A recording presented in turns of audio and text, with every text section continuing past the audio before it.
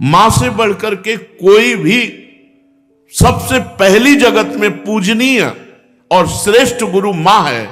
इसलिए उन दुर्बुद्धि, उन दुराचारी, उन नरकगामी पुरुषों की क्या बात करें जो अपने मां के ऊपर हाथ उठा देते हैं, जो अपने मां को कटुवचन कहते हैं। मां जैसा 9 महीने गर्भ में रखा, इसके बाद हमारा कितने वर्षों तक मलमूत्र फेंकती रही, अपने रक्त को दूध बनाकर हमें पिलाकर पोषण करती रही, उस मां का अब जब सेवा करने का अवसर आता है, अनाथ आश्रम भेजा। माना तो 10 लाख रुपया, 100 लाख रुपया जमा कर देगा अनाथ आश्रम में, उनकी खूब सेवा होगी। लेकिन प्यार,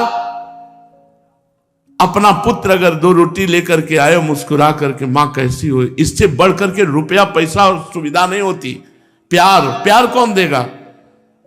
तुम बच्चे थे, तुम्हें अनाथ आश्रम में भेज जाती, जाकर के पैसा जमा कर देती, तेरा हालत क्या होता। आज जब मां की सेवा का अवसर आया, ये जवान जवान लोग VIP बनते हैं।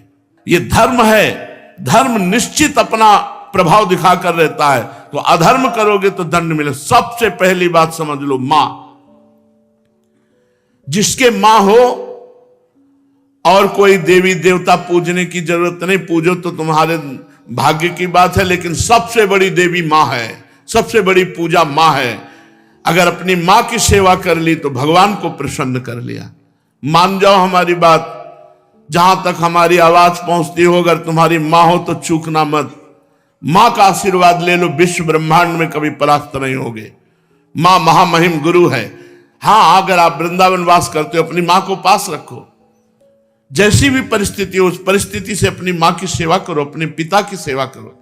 संन्यास लेने पर वो पिता सन्यासी बालक के साष्टांग दंडवत करेगा, लेकिन वो बालक अपनी मां को साष्टांग दंडवत करेगा।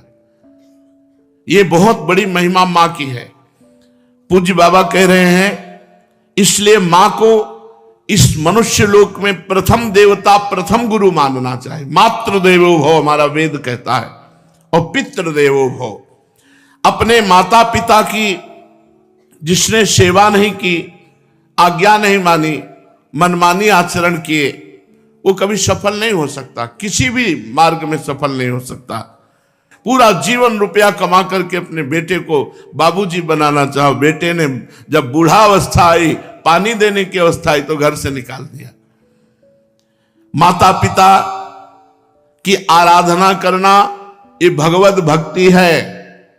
पुंडरीक जी महाराष्ट्र में अपने माता पिता को भगवान मान करके उन्हीं के 8 पैर सेवा में रहते। तो आज भी जो विट्ठल भगवान है, उन्हीं को दर्शन देने के लिए गए थे। एक ईंट डाल दी, उसी ईंट में खड़े हो गए। ऐसे आज भी खड़े हैं। ऐसे कहा, जब माता पिता की सेवा पूर्ण हो जाएगी तब महाराज आपके दर्शन करेंगे। माता पिता भगवान का स्वरूप है। ये आज जो वातावरण बदल रहा है, बहुत गुस्सा लगती है जब देखने को मिलता है कि जवान बहू और बेटा मिलकर के बूढ़ी मां को मार रहे हैं। वो बेचारी उठ नहीं सकती, वो हिल नहीं सकती। अंतिम समय तक या तो जलोगे ऐसी जगह जहां बचाने वाला कोई नहीं होगा, या सड़ोगे। ऐसे अधर्म करने वाले को कभी कभी और हम कहते हैं, उस मां से पूछ लो जिसको तुमने मारा है, उसी मां से पूछ लो कि बोलो इसको क्या दंड दें, तो यही कहेगी कि कभी मत दंड देना। वो पिटते हुए भी यही कहेगी कि तू सुरक्षित रहे, तू सुरक्षित रहे। एक मां को मारा तो दूसरे भाई ने रिपोर्ट कर दी, पुलिस आई, मां से पूछ रहे, तुम्हें मारा? नहीं, मारा नहीं, बातचीत हो रही थी, ऐसे धक्का लग गया। धक्का दिया? नहीं, हमारा धक्का उसको लग गया। छोटा लड़का कह रहा है कि इतना जोर जोर से डंडों से मारा, इसके शरीर को देख लो कितने डंडे पर। चुप। मां का स्वरूप क्या होता है, समझो क्या स्वरूप होता है। पीट के अपमानित होके भी अपने बेटे को अपमानित और पीटने की इच्छा नहीं है। ऐसी वात्सल्यमयी मां को, ऐसे पिता को जो मेहनत करके कमाते, अपने बच्चे का पोषण किया और वो जवान हुए, डंडों से मारते हैं घर के बाहर। अरे राधा राधा, ऐसे दृश्य देखने को मिलते हैं ना। ये खा खा करके सब जवान हुए हो, और अब माता पिता की सेवा का अवसर आया तो मुंह चुराए घूमते हो। मुंह चुराने का समय नहीं है, अपने कर्ज उतारने का समय है, ऋण उतारने का समय है। अब माता पिता की सेवा कर लो, मातृ ऋण पितृ ऋण से उऋण हो जाओगे।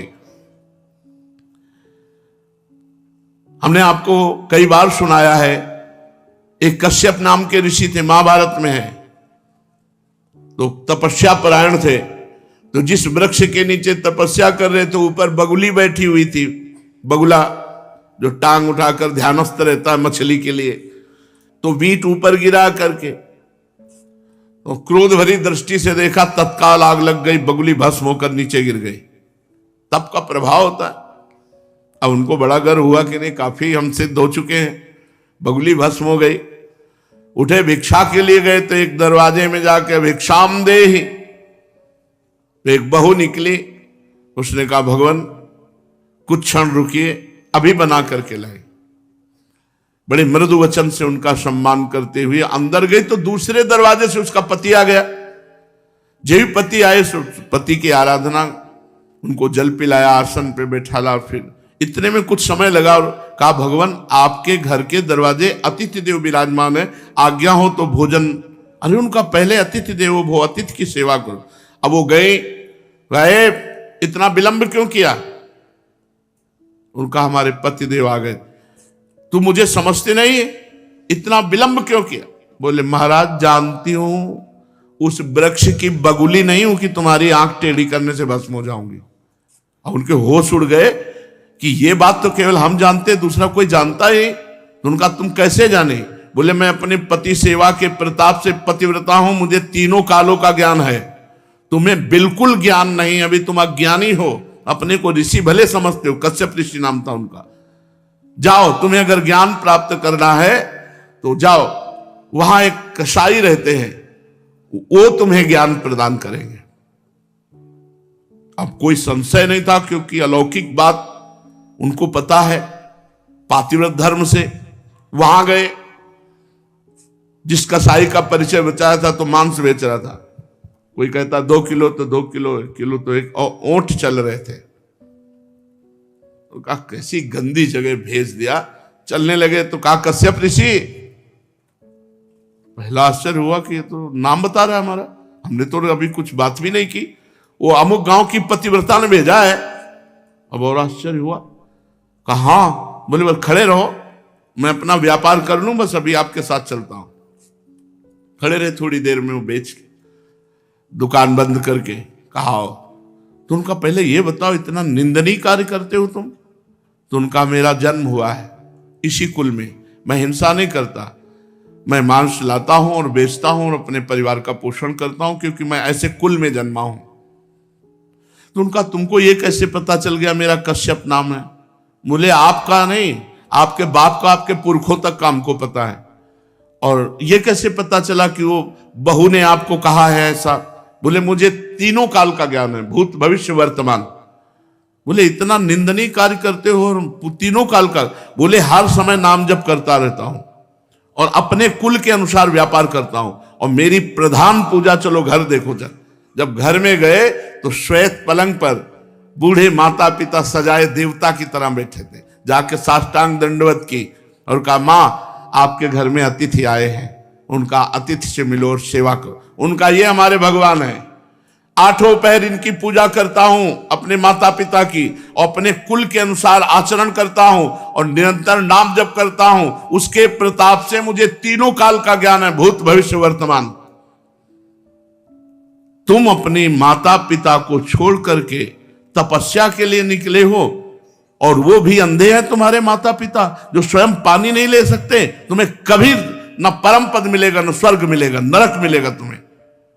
उसी समय वापस हो गए, और जब माता पिता का शरीर पूरा हुआ तब पुनः तपस्या में लगे। माता पिता भगवान का स्वरूप है। स्वयं प्रात काल उठी कै रघुनाथा, मातु पिता गुरु ना वही माथा। अपने माता, अपने पिता, अपने गुरुदेव के चरणों में स्वयं राम जी महाराज मस्तक रखते थे प्रातः काल उठ करके। सबसे पहले